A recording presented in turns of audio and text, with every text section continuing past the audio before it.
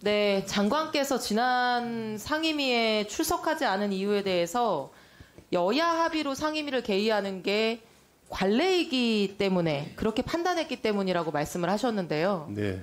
국회의 관례를 왜 장관이 판단합니까?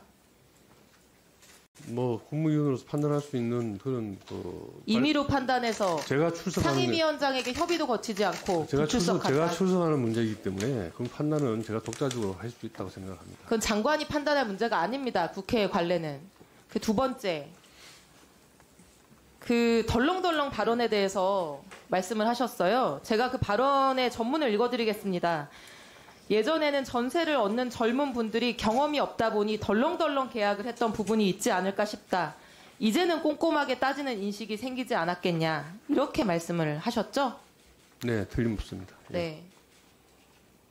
진위와 달랐다고 하는데 어떻게 이렇게 진위랑 다른 말을 하실 수가 있을까요? 저는 이해가 잘 되지 않습니다. 그리고 한마디 사과로 충분한 문제인지도 잘 모르겠습니다. 8번째 피해자가 목숨을 끊은 게 지난달 5월 1일입니다. 정부가 5월 말에 발표한 보증금 부분 구제 방안이 한 달만 일찍 나왔어도 살릴 수 있었던 한 아이의 엄마였던 30대 여성이 바로 지난달에 돌아가셨습니다.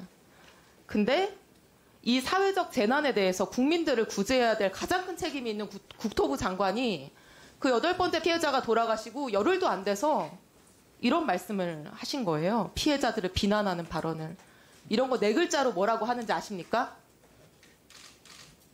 장관님 아세요? 4글자로 뭐라고 하는지?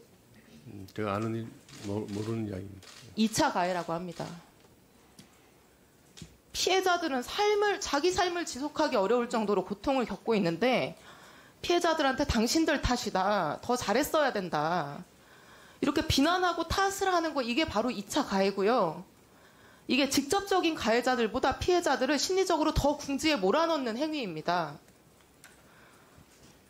한 달 반이 지났는데 지금까지 제대로 사과 한마디 안 하시다가 오늘 한마디 말로 사과한다? 저는 이게 사과 자체가 문제가 아니고요.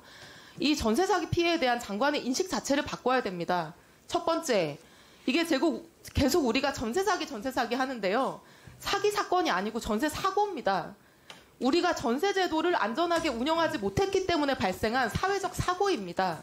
두 번째, 대부분의 피해자들이 정상 거래를 했고 공인중개사의 도움을 받아서 거래를 했습니다.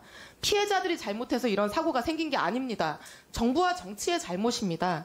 이 두 가지에 대해서 장관이 명확하게 인식하고 인정했으면 합니다. 그게 사과의 출발점이라고 생각합니다. 이상입니다.